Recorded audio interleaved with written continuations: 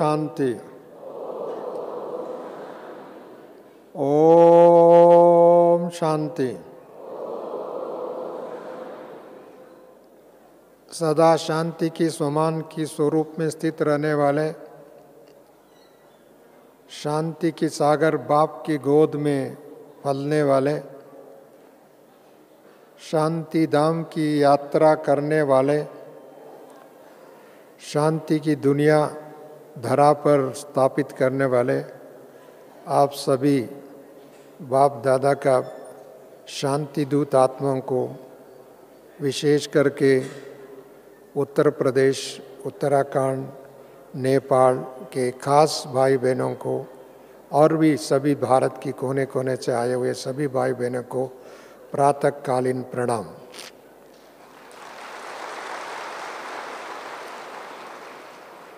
बाप दादा इस धरा पर 81 ईयर से हम बच्चों को त्रिकाल ज्ञान सुनाकर, त्रिनेत्री बनाकर, त्रिकालदर्शी बनाकर, देहाभिमान से आत्माभिमानी बनाकर, उड़ती कला सिखाकर बाप समान बनने के लिए वरदानों से वर्षा करके हर क्षण प्रतीक्षा कर रहे हैं, मेरे बच्चे मेरे समान बन जाए, मेरे बच्चे फरिश्ता बन जाए, मेरे बच्चे देवता बने, मेरे बच्चे विश्व का मालिक बने, मेरे बच्चे विश्व कल्याणकारी बने, मेरे बच्चे हर सेकंड विश्व को प्रकाश देने वाले शक्तिशाली आत्मा बने, मेरे बच्चे हर संकल्प से दूसरों को भी शक्ति और वरदान देने वाले बने। मुख से तो ज्ञान सुनाते हैं, कर्म से भी आदर्श कर्म करके दूसरों को प्रेरणा देते हैं, परंतु वो उससे भी ऊंचा स्थिति है संकल्पों द्वारा, वृत्ति और दृष्टि के द्वारा, आपके जीवन के द्वारा लोगों को प्रेरणा दे सके, वरदान दे सके, शक्ति दे दे। और ऐसी बनाने के लिए बाप दादा निरंतर हम बच्चों को अनेक युक्तियाँ बताते हुए, वरदान देते हुए, शक्ति देते हुए अभी बाहों फंसा करके सूक्ष्म वतन में इंतजार कर रहे हैं नहीं कर रहे? हम सभी सूक्ष्म वतन में यात्रा करने के लिए तैयार हैं। हाँ, बहुत अच्छी बात।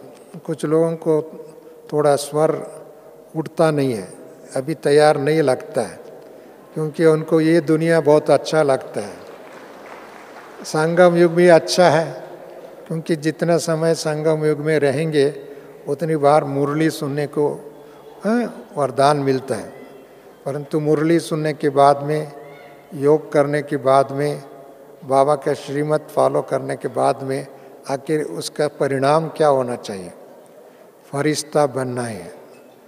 देखो, देवताओं का भी पाँव जो है धरती पर है, परंतु फरिश्तों का पाँव धरती पर नहीं है।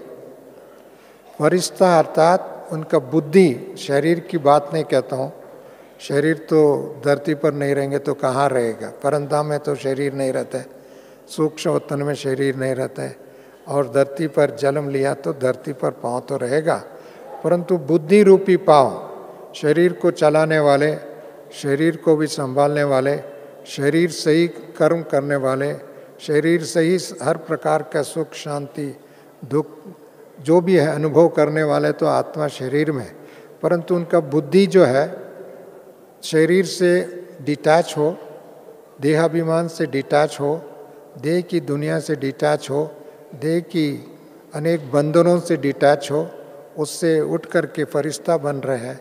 वो अनुभव करना ही संगम युग में हर ब्राह्मणों का लक्ष्य, हमारा ईश्वरी पढ़ाई का लक्ष्य है, उस देही अभिमानी बनने का लक्ष्य।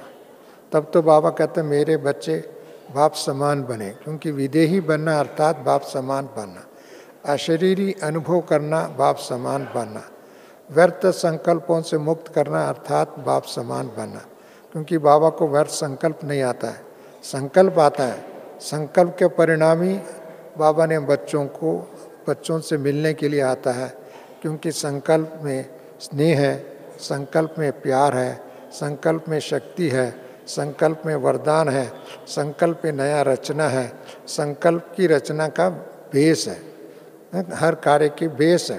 परंतु ऐसी संकल्प करके ही बाबा ने प्रतिज्ञा करके आए हैं इस घोर कलयुग को सतयुग में बनाने के लिए, इस अपवित्र दुनिया को पवित्र दुनिया बनाने के, दुखी आत्मा को सुखी बनाने के लिए, देहाभिमानी आत्मा को विदेही आत्मा बनाने के लिए, क्योंकि ये बहुत बड़ी कठिन काम है, परंतु वो काम बाबा ने करा रहा है और खुद भी हम बच्चों को शक्ति दे रहा है।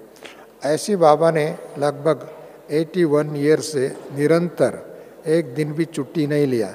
अभी बाबा ने तब से मुरली सुना, आज तक छुट्टी लिया बाबा ने? भले साकार मुरली का, अव्यक्त मुरली का, अभी दोनों मुरली का रिपीटेशन भी होता है और रिवाइज कोर्स, क्योंकि उन दिनों में बहुत लोगों ने अभी जो उपस्थित है साकार बाबा को ना देखा, ना मुरली सम्मुख में सुना, और अव्यक्त बाबा का भी बहुत लोग आज के दिन में सभा में बहुत होंगे, लोगों ने अभी तक अव्यक्त बाबा कौन है, क्या है, कैसे आते हैं और कैसे मुरली चलाया। इतने साल, लगभग 50 साल से बाबा ने अव्यक्त मुरली भी चलाया है, हिस्ट्री हॉल से लेकर के, मेडिटेशन हॉल से लेकर के, ओम शांति भवन से लेकर के अभी डायमंड हॉल, यहाँ सब स्थानों पर बाबा अव्यक्त बाबा ने। ब्रह्मा बाबा केवल हिस्ट्री हॉल में ही आते थे।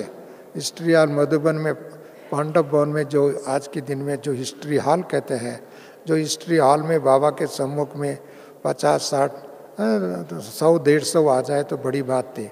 उस समय में बाबा ने जो मुरली सुनाया था, आज भी हम मुरली सुनते ऐसे बाबा ने उन दिनों में जो मुरली सुनाया था, हम सबको याद करके सुनाया, हम सब के मन में रख करके सुनाया, आने वाले बच्चों को आह्वान करते हुए सुनाया था।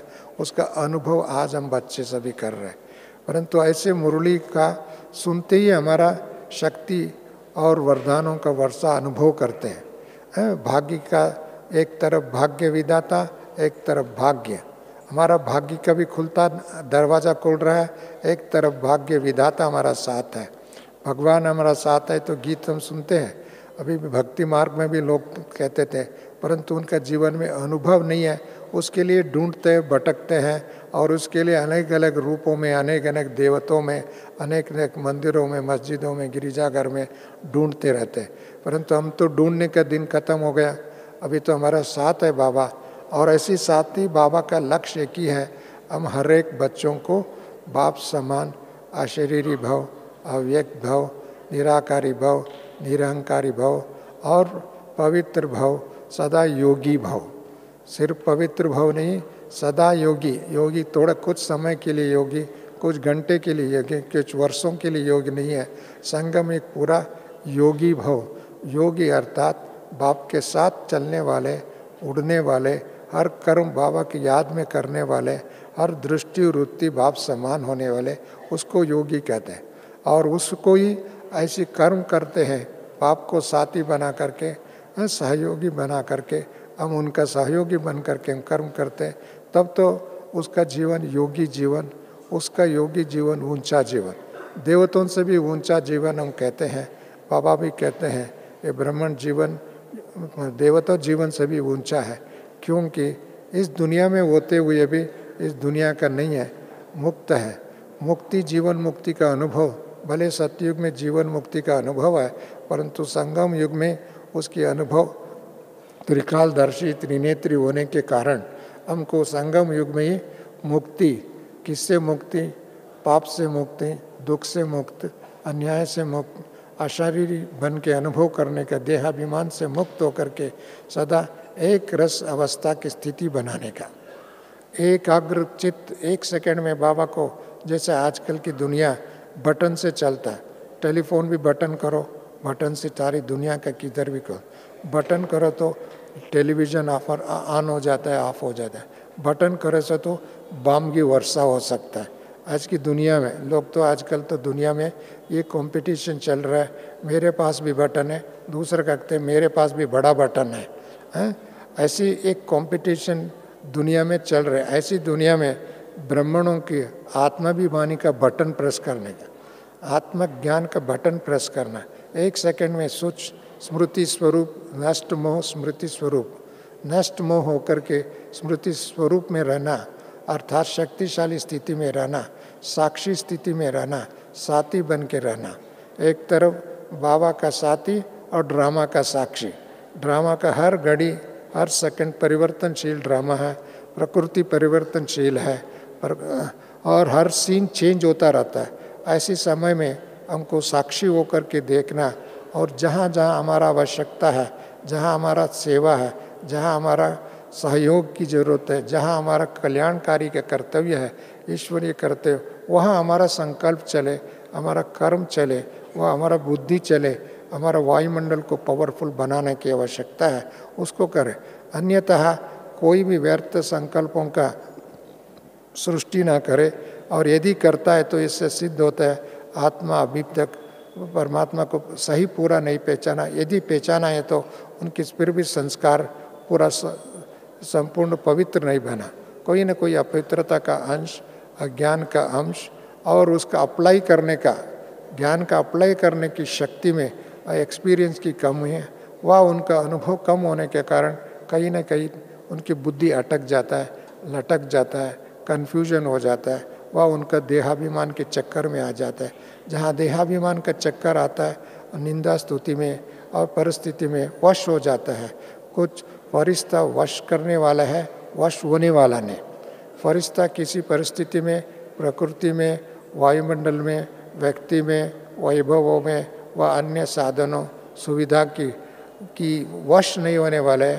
परंतु बाबा कहते हैं आपको निरंतर बाबा का साथी बन करके चलने का अभ्यास करना चाहिए, साथ चलने का। परंतु साथ तो पाँव नहीं चलेगा, हाथ नहीं चलेगा, कर्म भी बाबा के साथ कर सकते हैं, बाबा की याद में रख करके। इसके लिए बाबा ने कहा था निरंतर योगी। योगी तो बाबा के साथ है, उनका संग में रहता है, बुद्धि उनके साथ है, तो ऑटोमेटिकली हमारा कर्म भी विकर्म नहीं बन सकता है, कुकर्म नहीं कर सकता है, पाप कर्म नहीं हो सकता है। कर्म एक आदर्श बन सकता है, कर्म एक शक्तिशाली बन सकता है, कर्म दूसरों को वरदान के रूप हो सकता है। इसके लिए योगी तो हम सब हैं, और वो योग इतनी पावरफुल योग हो, वायुमंडल को चेंज करने का योग हो। देखो मधुबन में आता है, शांतिवन में आता है, तो लोगों को ये दरवाज़ा प्रवेश करते ही उनके अंदर शांति का वाइब्रेशन मिलता है, शक्ति का अनुभव करते हैं, वरदान का अनुभव करते हैं, कुछ बाबा का याद आता है। बहुत दुनिया की बातों से, दुनिया की रास्ते से गुजर के आते हैं, परंतु इधर आते हुए वो सब भूल जाते हैं। भूलते हैं ना, वो नहीं भूलते हैं। इसका मतलब नहीं भूलता है तो यही है, उनका बुद्धि और भी दुनिया से अटका हुआ है, वह उनको और भी बुद्धि खींचा तान में है, वह बुद्धि और भी ने कई संबंधों में, वस्तुओं में, वैभवों में, परिस्थितियों में, समस्या में, घिरावट में है, उसको पूरा डिटैच नहीं है। तब तो बुद्धि ज़्यादा है। बुद्धि तब जावे जो बहुत आवश्यक ईश्वरीय कार्य है, तब तो, नहीं तो बुद्धि जाता है। इसका मतलब अपने बुद्धि अपने कंट्रोल में नहीं है, अपने बुद्धि का लगाम अपने हाथ में नहीं है। इसका मतलब ये है बाबा का शक्ति को हम यूज़ करने में, और बाबा का ज्ञान को यूज़ करने में, बाबा का दिया हुआ विधि को, श्रीमत को कहीं न कहीं उल्लंघन करने का आदत है, तब तो बुद्धि इधर उधर भटकते हैं।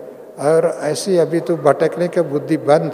फरिश्ता मना भटकने वाला नहीं, फरिश्ता मना दूसरों को ठिकाना देने वाला, फरिश्ता मना वरदान देने वाला, फरिश्ता मना hope for Mankind. United Nations में प्रीएम्बल उनका कॉन्स्टिट्यूशन है, जो यूएन का कॉन्स्टिट्यूशन जो कहते हैं, उसके ऊपर लिखे UN is hope for mankind लिखा हुआ। परंतु मैं समझता हूँ UN is not hope for mankind, Baba children are the hope for mankind. Baba का बच्चे हैं जो विशेष करके तपस्वी बच्चे हैं, योगी बच्चे हैं, फरिश्ता बच्चे हैं, श्रीमत को अपनाने वाले बच्चे, they are the hope for mankind, they are the hope for the new world.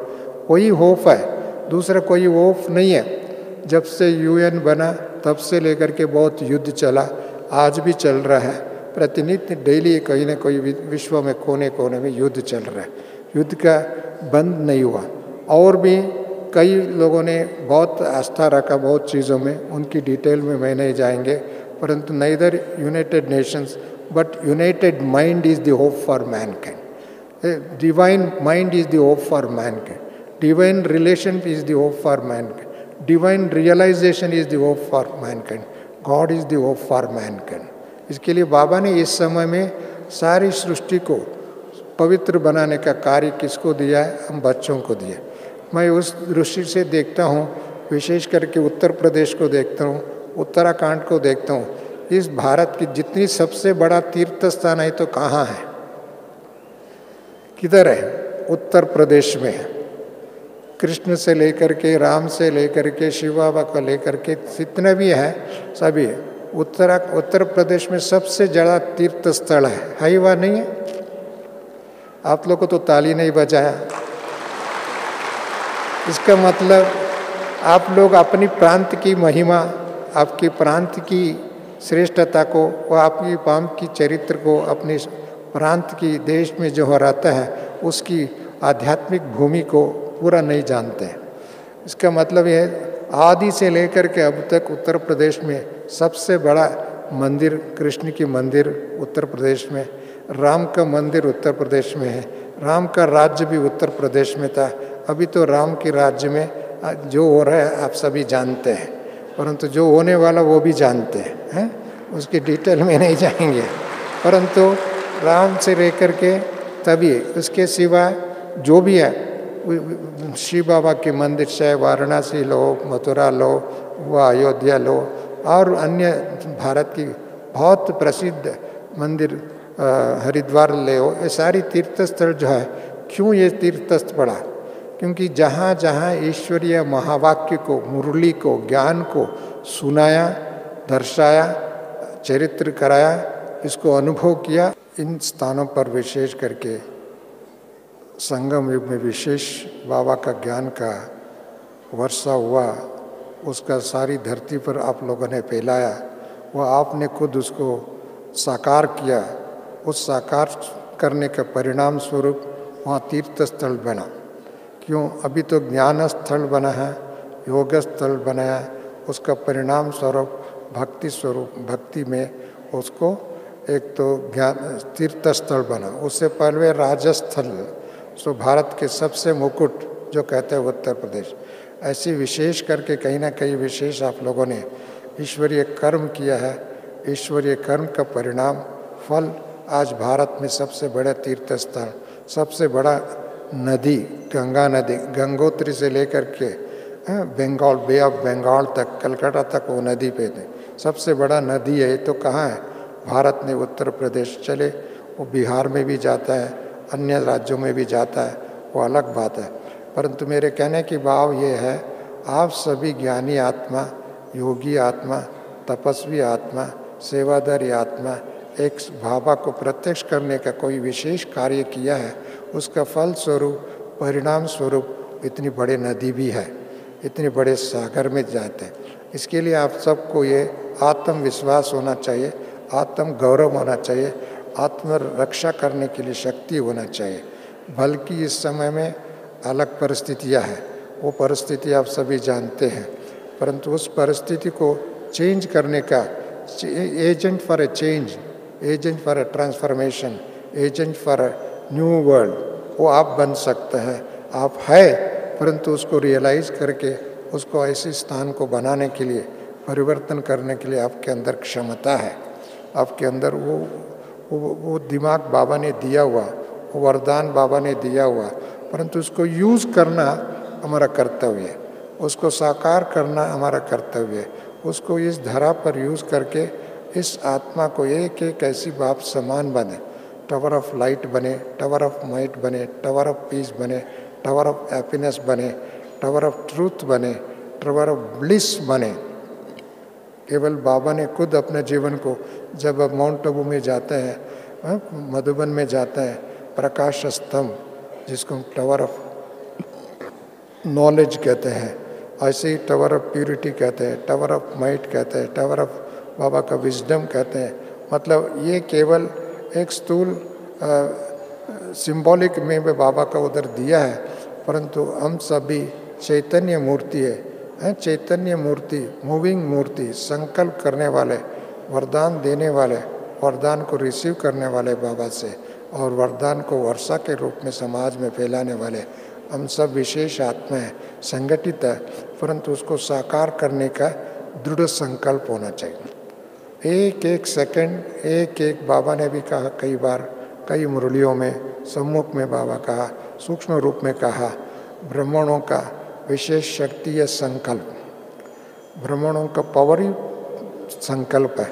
इस संकल्प को व्यर्थ में, वेस्ट में ना जाए, एक एक संकल्प शक्तिशाली संकल्प के रूप में उभर के आए, एक एक संकल्प साकार होते जाए, एक एक संकल्प वरदान के रूप होते जाए, एक एक संकल्प दूसरों को हिम्मत दिलाने, क्योंकि दुनिया एक तरफ हताश, एक तरफ उदास, एक तरफ निराश, निराश हताश उदास की दुनिया चल रहा है। नित्य ये वातावरण बनते जा रहे हैं और गिरावट की तरफ जा रहे हैं। ऐसे समय पर उनको होप देने के लिए, हिम्मत दिलाने के लिए, विश्वास दिलाने के लिए, एक सहयोग की भावना को दिलाने के लिए, स्नेह की भावना को दिलाने के लिए, सद्भावना का दिलाने वाले, ये सभी कार्य किसका होगा? फरिश्तों का काम है। ये सभी किसका काम है? ब्राह्मणों का काम है, फरिश्तों का काम है। ये बाबा का कार्य है। बाबा का किसे करेंगे? बच्चों के माध्यम द्वारा कहेंगे। बच्चे भी किसी को भी टच करना हो तो बच्चों को ही टच करेंगे। इसके लिए पहले बाबा कहना, योगी बनो, निरंतर योगी बनो। और निरंतर योगी बनेगा आप जहाँ भी है, जिधर भी है, जिस स्थान पर भी है, जिनको आवश्यकता है, आपके माध्यम द्वारा बाबा वरदान देगा, वर्षा देगा। परंतु इसमें अभिमान की बात नहीं, अपमान की भी बात नहीं, वह इसमें खुशी की बात है। ये अपने को निमित्त बनना, किसी को भी निमित्त बाबा बनाता है। निमित्त भव, निर्माण भव, निर्मल भव। निमित्त भव बनने के लिए भी सूक्ष्म रूप से बुद्धि की स्वच्छता की जरूरत है, बुद्धि में विश्वासता की जरूरत है, बुद्धि में एकाग्रता की जरूरत है, बुद्धि में आत्मबल की जरूरत है। इसके लिए देखो, हम जब भी दादी प्रकाश मणि जी को देखते हैं, उनकी वरदानों का अंतिम समय में दादी ने यही कहा, निमित्त भव, निर्माण भव, निर्मल भव। निर्मल बुद्धि भी निर्मल हो, संकल्प भी इतनी शक्तिशाली हो, और भाव में अभिमान नहीं आए, कोई अपमान भी नहीं है। ड्रामा में कुछ काम नहीं हो सकता है। वह कुछ लोग तो आपके साथ सहयोगी है, कुछ सहयोग भी नहीं है, परंतु इसमें मान और अपमान का चक्कर से नहीं, हम स्वदर्शन चक्रधारी है। मान और अपमान के चक्कर में आने वाले नहीं, परंतु स्वदर्शन चक्रधारी, माया जीत करने वाले, प्रकृति जीत करने वाले, मन मनाभव स्थिति में स्थित रहने वाले। माया हमारे महावीरों को चैलेंज नहीं कर सकते, चैलेंज कर सकता है, परंतु उस चैलेंज को, चुनौती को स्वीकार करते हुए उसको एक्सेलेंसी में, प्रवीणता में परिवर्तन करने वाले हम आत्मा हैं। माया नहीं आया तो आपको अनुभव कैसे होगा? आपको महावीर कैसे बनेगा? आपकी शक्ति का प्रूव कैसे करेगा? महावीरों के सामने माया आ सकता है, परंतु माया आपको रुका नहीं सकते, माया आपको गिरा नहीं सकता है, क्योंकि माया पहले गिरी हुई है। अभी तो विदाई का समय आ चुके, अभी माया का भी विदाई, माया का राज्य का भी विदाई। सिर्फ माया का ही नहीं, माया का अंश और वंश दोनों का विदाई देने के समय आ चुके हैं। विदाई का भी कंधा कौन देगा? हम भी देंगे। विदाई का जब लास्ट में भी कोई रावण को भी कंधा कई पंडितों ने दिया था, कई पंडितों ने दिया था। ऐसी कलयुग की अंतिम चरण में है। बाबा ने इस साल विशेष करके 31 मुरली में बाबा से जब पूछा इस साल विशेष क्या करना, बाबा ने तट से बोला था विनाश। अभी विनाश की नज़ारा सब जगह में एक तरफ दर्शा रहा है। एक अमेरिका का राष्ट्रपति कहता है नॉर्थ कोरिया में 35 मिनट्स के अंदर एक देश का ये भूमि से नक्शा मिटा देंगे, वो उनका चैलेंज है। 35 मिनट्स, 35 आवर्स भी नहीं, 35 डेज भी नहीं, 35 ईयर्स भी नहीं है, 35 मिनट्स की बात कहते हैं। 35 मिनट्स में एक देश के ना उतना ही चैलेंज दूसरे भी कर रहे हैं। मतलब वो मिनट समीप आने का समय है, परंतु वो मिनट क्यों वेट कर रहा है? हम ब्राह्मणों में अभी तक कोई न कोई संपन्नता की कमी है, दृढ़ता की कमी है, माया जीत बनने में कमी है, विजयी रत्न अपने आप को बनने में कमी है। इसके लिए बाबा ने कहा, एक तरफ इस साल विशेष ग्लोरिफिकेशन, माया को चैलेंज करने की शक्ति ब्राह्मणों में आ जाए और माया को संपूर्ण विनाश की नगारा बजने के लिए, ढंका बजाने के लिए हमारा अंदर मन की शक्ति की चाहिए, विश्वास की शक्ति चाहिए और त्याग की शक्ति चाहिए, तपस्या की शक्ति चाहिए।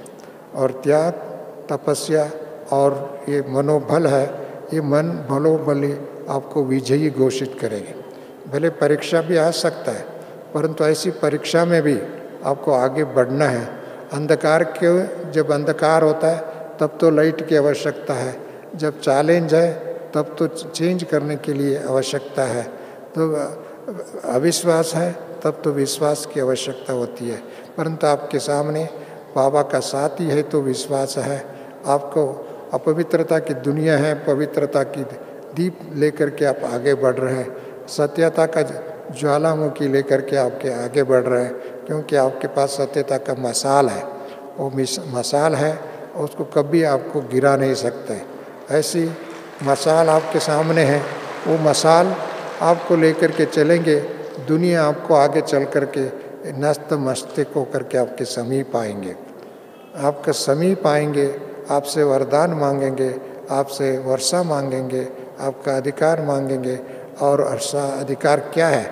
शांति, शांति की वर्षा मांगेंगे और स्नेह की वर्षा मांगेंगे और दुख से मुक्त होंगी। दुख की दुनिया है, दुख का पहाड़ गिरने वाला है। बाबा ने बहुत साल पहले कहा था, दुख का पहाड़ गिरेगा।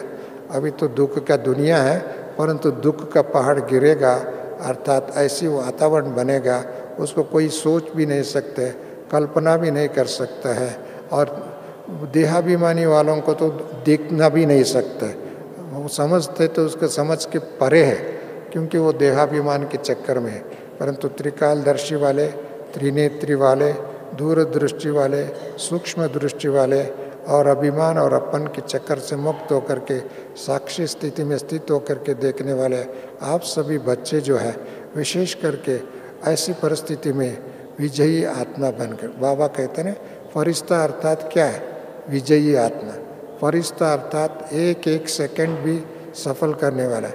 फरिश्ता अर्थात एक एक सेकंड दूर बैठे वालों को समीप लाने के लिए, दूर बैठे वालों को याद की यात्रा में उनको शक्ति देने वाले हैं। और एक एक फरिश्ता अर्थात भारत को स्वर्ग बनाने के कार्य में बाबा की साथ ही रहने वाले हैं, क्योंकि बाबा ने ये पीड़ा उठाया, ये संकल्प बना किया और उस संकल्प को बच्चों के मस्तिष्क में बिठाया। अभी एक एक बच्चे विजयी बनेगा तब तो भारत विजयी बनेगा, एक एक बच्चे देवता बनेंगे तब तो भारत भूमि देवताओं की भूमि बनेगा। उससे पहले ब्राह्मण बच्चे फरिश्ता भव, क्योंकि इसका यादगार भारत में है, इसके यादगार विश्व के कोने कोने में है। मुझे विश्वास है आप सभी ऐसी फरिश्ता बनकर के बाबा को प्रत्यक्ष करने वाले। 2018 माना 18 भगवद गीता के 18 अध्याय समाप्त होने के समय, 18 अध्याय नष्ट मोह स्मृति लब्ध। 18 अध्याय का क्या कहते हैं? नष्ट मोह, कोई भी मोह नहीं, कोई झंझट नहीं, कोई जाल नहीं है, कोई बंधन नहीं है, कोई चीज नहीं, नष्ट मोह हो गया। क्योंकि फरिश्तों का दिमाग देह में नहीं है, फरिश्तों का दिमाग देह की पदार्थों में नहीं, फरिश्तों का दिमाग देह के संबंधों में अटका हुआ नहीं, फरिश्तों का बुद्धि बाबा के साथ है, सदा बाबा का अंग संग में है। तो ऑटोमेटिकली देह में होते हुए वे विदेही रहते हैं, देह की दुनिया में रहते हुए परे रहते हैं, देह के संबंधों के साथ रहते हुए उस संबंध को निभाते हुए बंधन में नहीं। कोई बंधन नहीं है, परंतु स्नेही है, पर सहयोगी है, सद्भावना मूर्ति है और साकारी है, सहयोगी है, परंतु बंधन नहीं है। बंधन से मुक्त हो गया। जब बंधन हो तो वो पाप में कहीं ना कहीं गड्ढा खोदते हैं, बंधन हो तो कोई ना कोई बंधन की फंस जाता है। परंतु फरिश्ता माना बंधन आत्मा नहीं है, स्वतंत्र आत्मा।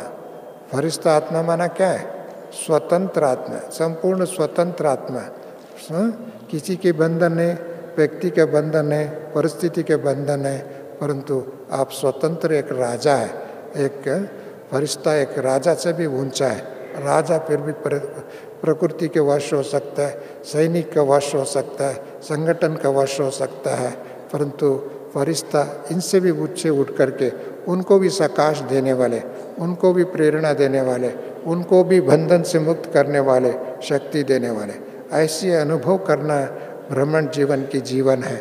वही ब्रह्मण जीवन की लक्ष्य है, वही ब्रह्मण जीवन का यशस्वी भाव की अनुभव है, वही ब्रह्मण जीवन का संपूर्णता की है।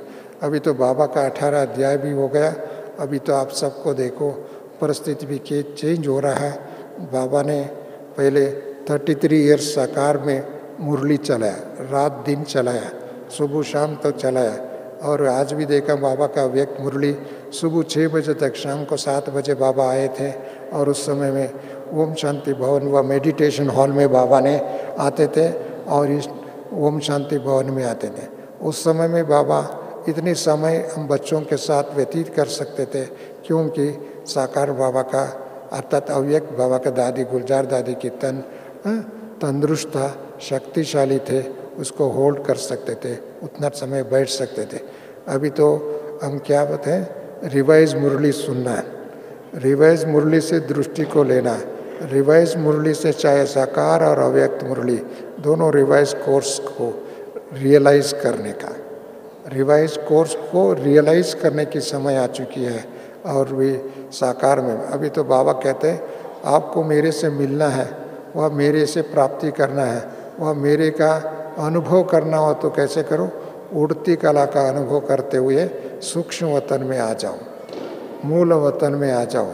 हमारा घर मूल वतन है, सूक्ष्म वतन इस समय में बाबा का सेवा स्थल है, सेवा स्थल है।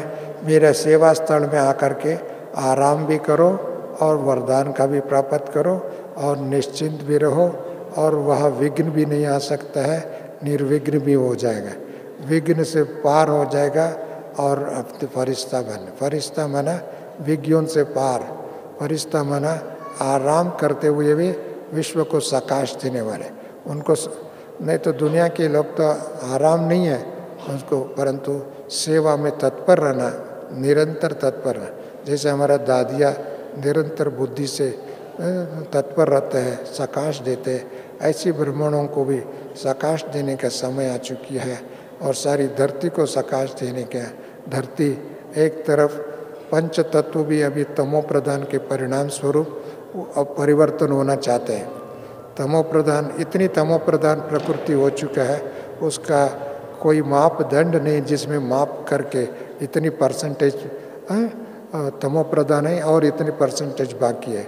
इतनी इतनी इतनी तमो प्रधान है, हर क्षण हर घड़ी हर कोई ना कोई दुर्घटना होती रहती है और ऐसी चेंजेस होता रहता है। उसको अनप्रिडिक्टेबल, अनबिलीवेबल, उसको प्रिडिक्ट भी नहीं कर सकते, विश्वास भी नहीं कर सकता है। ऐसी परिस्थिति सारी दुनिया में, सारी धरती पर, सारी विश्व में, सभी देशों में हो रहा है। ऐसी समय पर ब्राह्मणों का only most predictable, most stable, ब्राह्मणों का बुद्धि क्या है? Most predictable, most stable.